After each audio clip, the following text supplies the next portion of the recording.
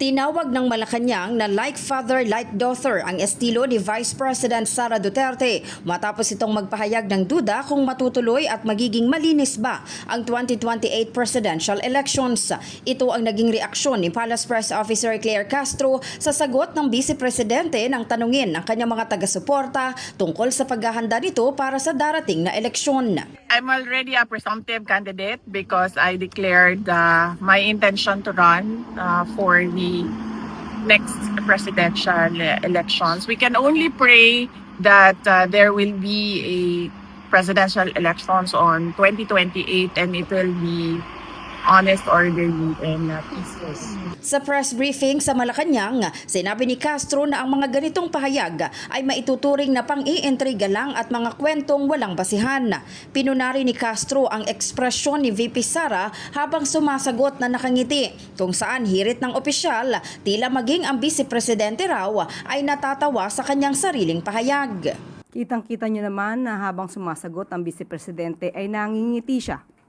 Siguro kahit siya ay natatawa sa kanyang sariling sagot. Parang ito ba ay like father, like daughter? Alam naman natin na umamin ang dating Pangulong Duterte na siya ay eksperto sa paggawa ng intriga at pagplanta ng ebidensya. So ang mga ganitong sagot mula kay Vice Presidente ay alam nating intriga lamang, mga kwentong walang basihan. Binigyang diin pa ng palasyo na habang abala ang Administrasyong Marcos sa pagtugon sa epekto ng crisis sa Middle East, tila politika at ang 2028 elections naman daw ang kinasasabikan ni Duterte.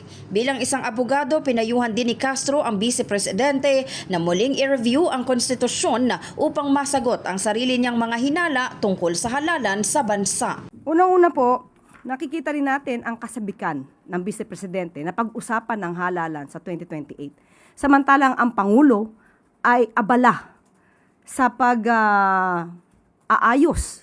ng anumang epekto ng krisis sa Middle East. Katatapos lamang po ng Uplift Committee meeting at mamaya po ay magkakaroon pa ng EDC meeting para maibsan ang epekto nito sa ating mga kababayan. In the heart of changing lives, ako si Brigada Maricar Sargan ng 105.1 Brigada News FM Manila, The Music and News Authority.